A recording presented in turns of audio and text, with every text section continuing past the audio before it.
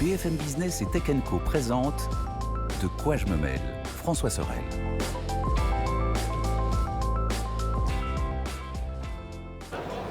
Salut à tous, très heureux de vous retrouver, bienvenue au CES de Las Vegas pour cette édition 2023.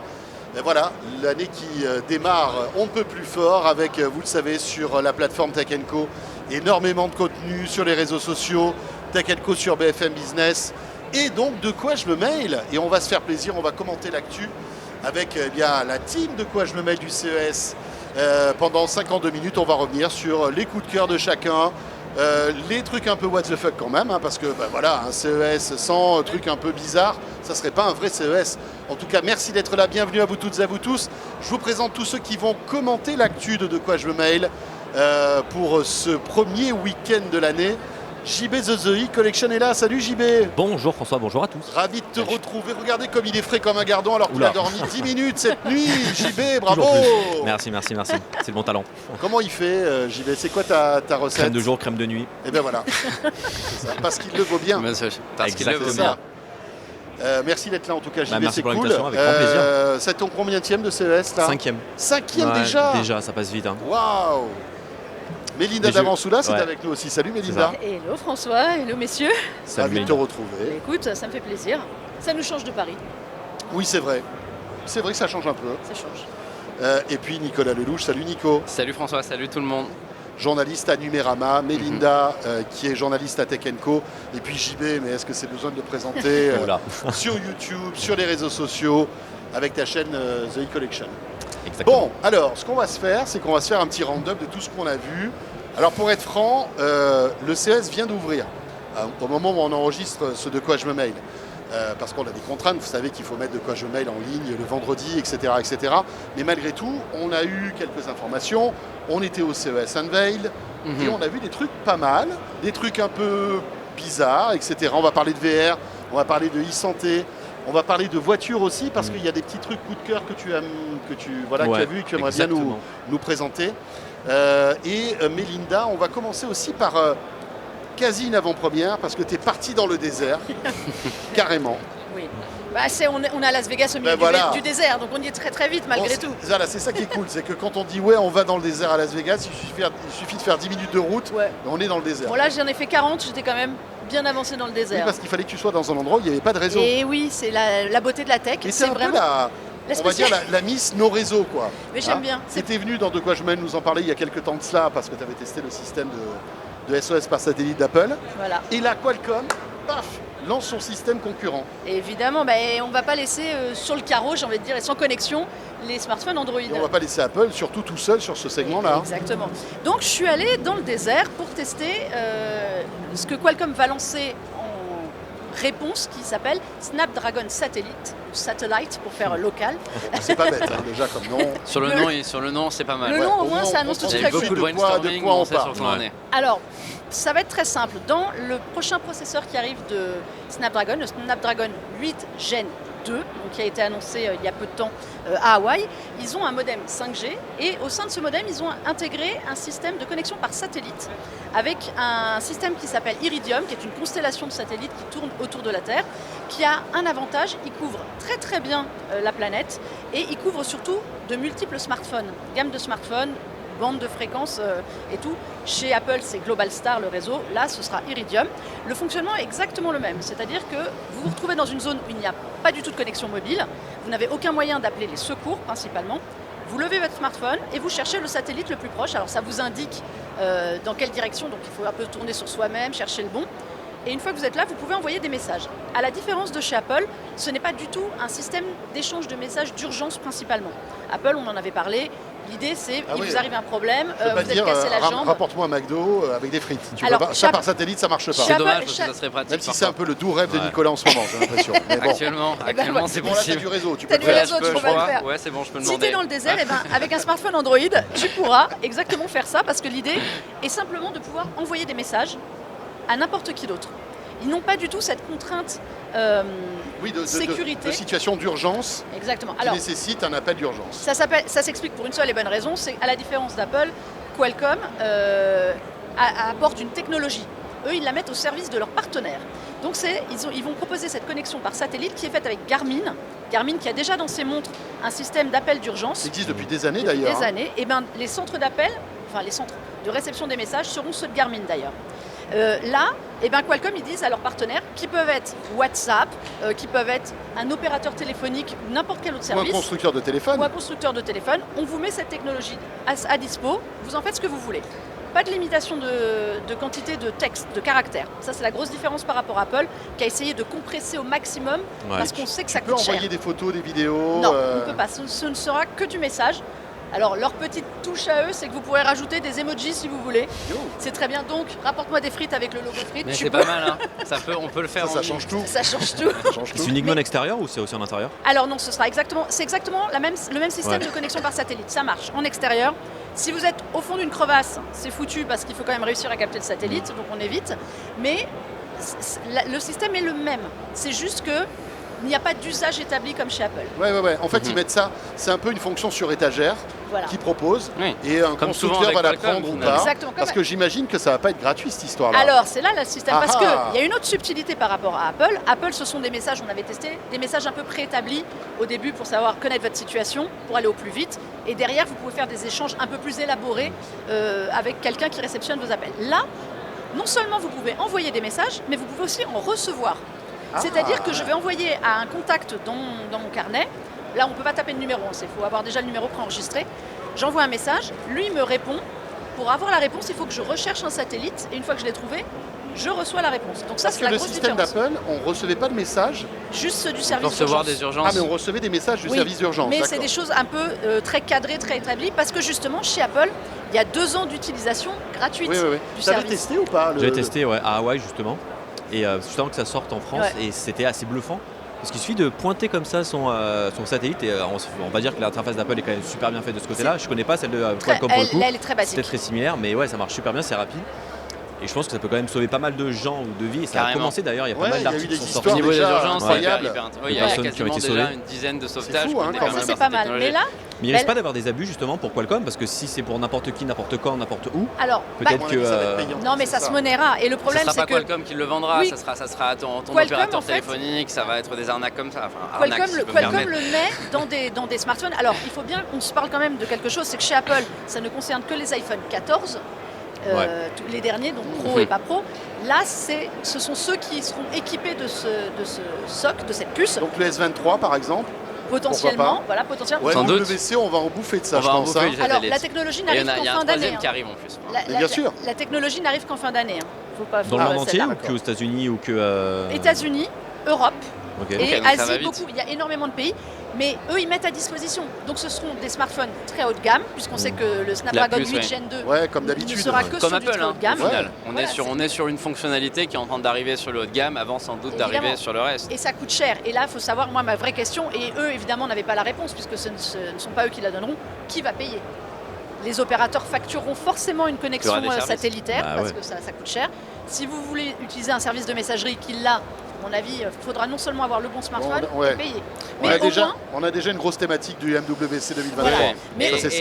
Et il manque la case Elon Musk et Starlink qui est sur le coup, aussi. Et qui va forcément qui en parle depuis très longtemps. Qui en parle depuis très longtemps. Après, il y a quand même le seul problème, c'est qu'en effet, ça se limite au texte aujourd'hui. Peut-être qu'avec Starlink, qui est un réseau basse orbite, ça sera un petit peu plus que du texte. Donc des envois de photos, par exemple. Sauf qu'Elon Musk dit déjà que le débit sera inférieur à la 2G, y compris si vous êtes seul dans une zone. Donc le fantasme d'imaginer que les satellites vont remplacer nos opérateurs, il est vraiment genre à 10-15 ans devant nous. Secours, on va dire. Mais en tout cas, d'un point de vue secours ou d'un point de vue de certains usages spécifiques en montagne, etc., franchement, c'est clairement une tendance à suivre. Mais il y a quelque chose qui est très bien avec Qualcomm, c'est que ça peut aller dans les voitures et dans n'importe quel autre support qui accepte la plateforme. Donc ça, c'est intéressant. Et puis surtout, le smartphone va vraiment devenir un outil pour sauver des vies encore plus à tout moment. Ou commander des frites. Intéressant en tout cas, tu es parti dans le désert, tu as testé. Voilà, j'ai testé. Nickel. Et tu es revenu. Et je suis revenu, c'est bon signe. Ça c'est bon signe. C'est pourquoi ça marche. Mais à qui t'as envoyé des messages du coup dans le désert? À tes contacts à toi? Non, on avait des gens. Mais non, parce qu'ils voulaient pas non plus faire venir les services d'urgence en plein milieu du désert. Donc c'était à des contacts préétablis sur des smartphones prototypes. Parce qu'on n'a pas vu évidemment les premiers smartphones qui en sont équipés. Ça aurait été bien. Ça aurait été trop bien. Alors, je vous donne le smartphone, regardez. Regardez le S23, il est là. C'est pas un iPad, c'est le nouveau smartphone qui sortira dans quelques mois. Avec une parabole.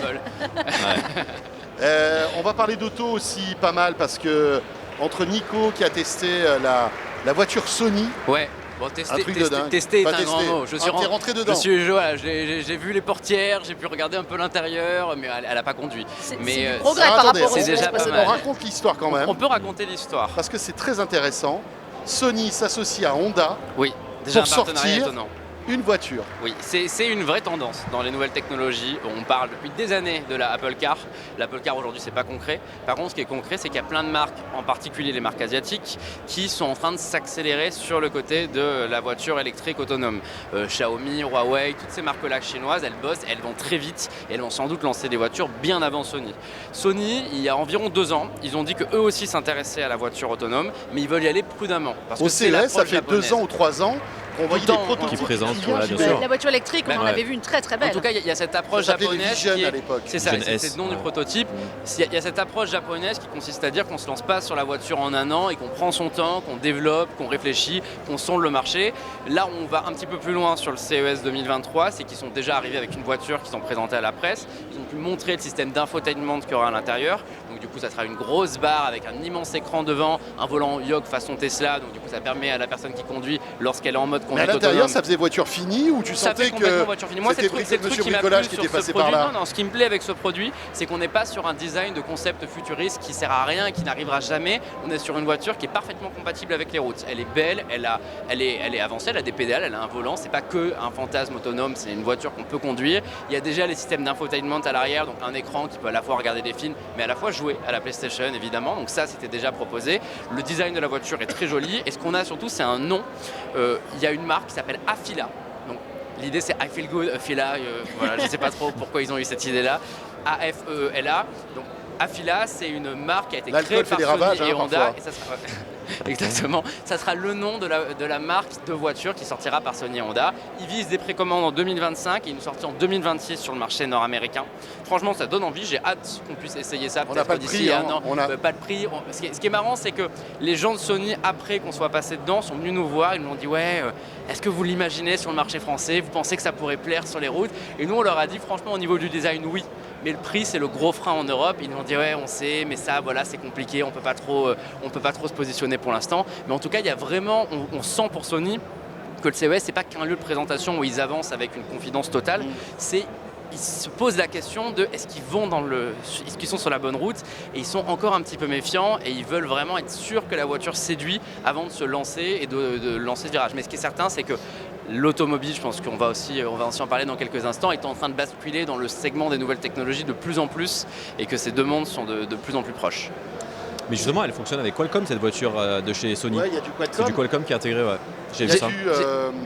il y a du Qualcomm. Et du Qualcomm, Le moteur, c'est du Real Engine. Ouais, oui, 5. C'est C'est Epic le Games. moteur de Epic 3D. Games, ils ont un, c'est mo- énorme. un Vidéo moteur qui fait de jeu tourner tout vidéo. le truc, c'est Et il y a incroyable. surtout, je l'ai pas précisé, j'aurais dû, il y a 45 capteurs autour Il de y a un cette lidar voiture. au-dessus, juste au-dessus. Il y en a Ouais. partout, il y en a au-dessus, sur les côtés, ça voit 1 milliard de choses, ça utilise en effet la modélisation des jeux vidéo pour détecter des voitures Il y a une sur des PlayStation longues 5 à distances. l'intérieur. C'était ou la pas question que j'allais te poser, Bah, c'est la grande la question. logique, à partir du moment où on a un système d'infotainment avec un écran qui permet de jouer à des consoles, c'est du Sony. Ça sortira en 2026. En 2026, ce sera peut-être plus la PS5. Oh. On peut imaginer que la puissance de calcul nécessaire à une voiture de ce genre soit largement supérieure à une console et qu'elle puisse faire tourner des jeux PS6 ou je ne sais quoi. C'est complètement cohérent avec la vision d'Elon Musk qui met des PC avec des cartes graphiques surpuissantes dans ses voitures. Donc du coup, on peut jouer à l'arrière. Donc Sony, évidemment, logiquement, Bien sûr. on va pas mettre un PC, hein, on va nous mettre une console Oh. PlayStation. Entre la PlayStation 5, tout le contenu Sony, les films, Ouais. la musique, C'est pas mal, bien sûr. ça va être, Après, il y a toute ça la va être question, top, il y a je toute la pense. question de la Et puis régulation. connaissant Sony, l'auditorium, enfin le son, Oui, ça l'image, risque ça d'être va pas être mal. incroyable. Ça arrive après, il y a toute la question de la régulation en 2026, parce qu'aux États-Unis, ce sera peut-être possible. En France, est-ce que si cette voiture voit le jour, elle sera une voiture autonome ou Mais elle est est-ce que ce sera une voiture compatible qui se conduit conduite autonome de niveau 3. Donc ça, aux Oui. États-Unis, pour le moment, c'est compatible et C'est c'est compatible. disponible. Donc Ouais, pour le c'est coup, ça. aux États-Unis, les- tu peux l'utiliser dès le le- lendemain. Niveau 3, tu leur peux. idée est d'en faire Mais une c'est voiture peut-être pour ça. autonome, mais ils n'ont pas pris la carte de certains de dire voilà, pas de volant, les sièges qui se tournent pour que les Ouais. gens puissent discuter. Non, c'est une voiture classique, on regarde tous vers l'avant, le conducteur a son volant et ses pédales. Par contre, les gens à l'arrière, en effet, ont un super système d'infotainment et la voiture va être ultra connectée avec plein de fonctions. Donc ouais, ça a l'air sympa. C'est quelque chose qu'on voit beaucoup d'ailleurs ici au CES dans les annonces, c'est l'infotainment dans les voitures. Mais il faut Il y a s'occuper. bien sûr. énormément Bah de choses, mais c'était Tout pour ce temps l'arrière. qu'on perd Mais en oui. fait, en voiture. Là, il y a bah, beaucoup gagner, des on va devoir annonces, c'est s'occuper. ça, hein, Ouais. c'est lié à C'est comment ça. s'amuser dans la voiture. Là, la voiture Sony, c'est vraiment l'expression globale Ouais, bien d'une sûr. tendance. Et Sony très, est très une forte. boîte de divertissement. On pense aux consoles de jeux quand on pense à Sony, mais c'est la production cinématographique, c'est 1 milliard de choses. La musique, c'est un des plus grands majeurs de la planète. Enfin, Sony est une boîte qui est parfaite en fait pour cette transition vers des voitures où on s'occupe. Est-ce que tu penses pas que c'est vraiment, là, se dessine l'un des tout premiers vrais concurrents de Tesla? Parce que justement, ouais. quand tu vois Ouais, cette c'est possible. voiture, t'as vraiment l'impression que c'est une voiture qui est là pour concurrencer Ouais. ce que fait Elon Musk, quoi. Mais ils l'ont dit, je crois, qu'ils concurrencent Model 3, Model S. Ils essayent justement avec toute leur barre d'infodivertissement devant, avec toute l'intelligence artificielle à l'intérieur, la conduite de niveau 3 qui rend compatible, tous les capteurs autour. Parce qu'aujourd'hui, les voitures qui sont compatibles de conduite semi-autonome, voire de conduite autonome de niveau 3, il n'y a que Tesla qui est super bon dans le domaine. Quand on voit BMW, Mercedes, Audi et tous les autres qui sont quand même des gros constructeurs, ils sont loin aujourd'hui de ce que Tesla peut faire. Et Tesla arrive tout seul devant, ils sont tout seuls devant à réussir. Donc si au moins il peut y avoir un vrai concurrent Sony dans ça pour concurrencer Tesla et peut-être donner une guerre et vraiment une vraie concurrence de tout ça, ce serait intéressant. Parce qu'aujourd'hui, quand on pense à voiture électrique connectée, on pense à Tesla et on pense pas aux autres. On parlera de télé tout à l'heure, parce que évidemment le CES reste un salon de télé, mais c'est dingue, Sony Pas de a télé. présenté une keynote où ils ont parlé de VR, on en parlera tout à l'heure, de voitures, et ils n'ont pas parlé de télé. Oui, et je crois c'est la première fois depuis que le CES existe que Sony n'a pas annoncé de télé. Alors ils ont dit on le fera dans un second temps, etc. Mais c'est quand même un symbole fort, je trouve. sûr. Mais- Sony qui dit, bah écoutez les gars, vous savez quoi, je vais me servir du CES, non pas pour reparler de télé, mais pour lancer ma voiture. C'est Ouais, bien dingue. sûr. Qui aurait pu imaginer ça il y a 5 ans? Mais l'an dernier, C'est dingue. ils étaient là, Sony. Je ne sais plus. Non, ils étaient étaient pas là. quasi pas là. Il y avait L'année pas dernière, l'année c'était dernière, bizarre. hein. Ils étaient... Oui, Ouais, mais tu vois c'était le Je déjà. sais pas le si tu te demi-salon. souviens, il y avait ce stand lunaire de LG. Oui, oui, Avec avec le les QR QR codes. Moi, on y était, hein, parce qu'on est venu, on a fait des émissions ici, et c'était lunaire, quoi. Il y avait un immense stand vide avec des totems et des QR codes chez LG. Incroyable. En réalité augmentée, ça aurait été tellement mieux. Super bizarre. Mais non, c'était hallucinant, quoi. Enfin bref.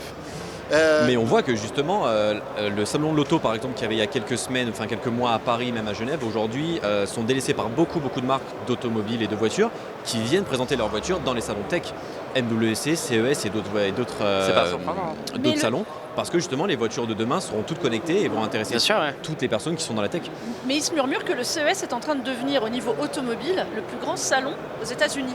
Alors qu'on sait qu'il y a le salon de Détroit, Alors il y en a c'était pas beaucoup. du tout enfin, C'est ce le qui but n'était du pas- salon à la alors, Je base. crois qu'il y a eu 25% de plus de constructeurs auto que les années Ouais, précédentes. non, mais ça Ouais, m'étonne c'est pas. ça. Non, mais après, ça a toujours été un peu les télés et les autos, Ouais, c'était quand même ouais. aussi les stars. Après, les c'est stars un du salon qui s'adapte aux tendances. On en parlera tout à l'heure, les télés, il n'y a pas d'innovation de ouf. Non, bien sûr. Elle s'adapte. Et donc, c'est Et vrai je pense que, que... c'est plutôt le truc cool avec Sony d'ailleurs, c'est qu'ils ont ce recul-là de dire Ouais. annoncer la même télé avec un processeur Ouais.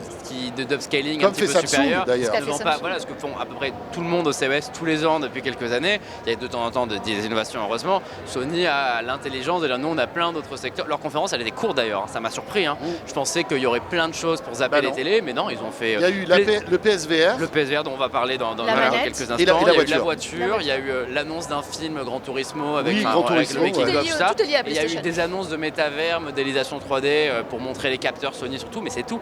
Ils sont pas rentrés trop loin sur d'autres sujets. En termes d'auto, JB, BMW, Il y en Quand a même. beaucoup, ouais. BMW, avec la e-Vision D. ouais. Ça, c'est ça. impressionnant, hein, C'est quand impressionnant, même. c'est en fait une seconde version de ce qu'ils avaient déjà présenté l'année dernière, qui était celle qui transformait de carrosserie avec de l'encre e-ink, paper e-ink, qui permettait de passer du blanc à du noir et tout ça. Mais là, ça va encore plus loin. On peut avoir, je crois, 32 ou plus de combinaisons de couleurs différentes et changer complètement l'apparence de sa voiture. En Pareil fait, pour les avec feux. ton smartphone ou l'interface C'est ça. de ton véhicule, tu vas choisir la couleur ou C'est même génial, hein. les graphismes que tu peux avoir sur ta voiture, en fait. Ouais. Et même les feux, les phares à l'avant et certains éléments de la carrosserie vont s'adapter selon notre humeur. Si par exemple on n'est pas content dans la voiture et qu'on veut le dire aux gens qui sont autour de la voiture pour leur prévenir qu'on est peut-être avec une conduite agressive, on va pouvoir leur mettre attention, on n'est C'est pas génial. content avec les sourcils un peu Ça a froncés sur les toujours phares. été mon rêve Ah, de c'est pouvoir rigolo, mettre hein. des messages sur les J'imagine voitures. Paris, Paris, tout le monde fait la tête. Hidalgo.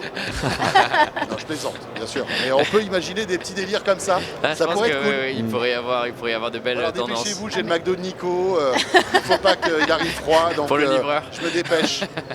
Non, mais ça peut être sympa, par exemple, pour les taxis qui vivent de la publicité. On peut imaginer, Bah ouais, bien sûr. en fait, plein de modèles économiques étonnants. Ah bah, Peut-être que faut que demain ça tu s'adapte. pourras acheter ta voiture et tu auras 1000 balles en moins si tu as de la pub qui s'affiche de manière connectée, instantanée sur, Il y a des sur ta startups qui font carrosserie. ça quoi. d'ailleurs, il doit y en avoir d'ailleurs au Oui. CES, des startups qui vendent Sur les des smart. Bah ouais. impressions publicitaires Ouais, sur ta bien sûr. voiture en échange Ouais. d'une rémunération mensuelle. Et ça va sortir là ou c'est du concept C'est un de concept BMW? plus qui préfigure peut-être à l'avenir une technologie qui sera déployée sur des voitures, mais c'est juste impressionnant de voir ça. Je n'ai pas eu le temps encore de la voir, je vais aller voir tout à l'heure ce que ça peut donner, mais je crois qu'on peut la voir justement, cette voiture qu'on pouvait déjà voir l'année dernière, une BMW de ce style-là, mais qui va encore plus loin parce qu'à l'intérieur, ils ont décidé de ne pas du tout mettre par exemple de compteur de vitesse et tout ça. Tout va se passer sur le pare-brise, où en fait ça va être de la réalité augmentée qui va être projetée, comme l'affichage tête haute, Ah mais ouais. ça va aller plus loin avec la vitesse, avec la Ah ouais, météo, t'as avec carrément toute ton interface, c'est ça, ton qui interface va en être 3D. dispatché sur tout le bas du pare-brise,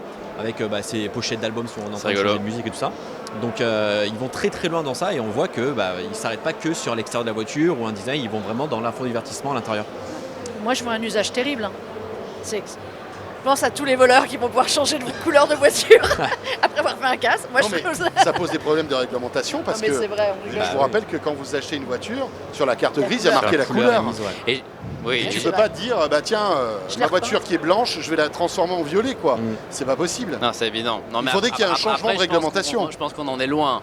Oui. C'est souvent les concepts, enfin cette idée de pouvoir changer la couleur d'une voiture, on en entend parler depuis Génial. plus de 10 ans. Mais moi, ça me fait Et, penser à la voiture ça- d'inspecteur Gadget un Bah, peu. c'est un peu Bah C'est ouais. ça. ça, tu vois. Clairement. Il y a toujours ouais. eu la voiture qui change de couleur au soleil ou sous la pluie, il y a toujours eu ce genre de truc. Là, Ouais. ça va beaucoup plus loin, mais avant que ce soit mis dans des voitures de série, je pense qu'il y a encore un petit peu de marge. Mais c'est vrai que tellement- la technologie, elle avance et ça commence à se faire. Tellement Bon, génial. après, il y a Stellantis qui est présent aussi, etc. Mais je voulais qu'on fasse juste un petit point sur quelque chose qu'on pourrait, nous quatre, tester. On commande des Uber, mais pour l'instant, on n'a pas eu la chance de tomber sur un Uber un peu magique, un peu différent des autres. Et il paraît que c'est aléatoire.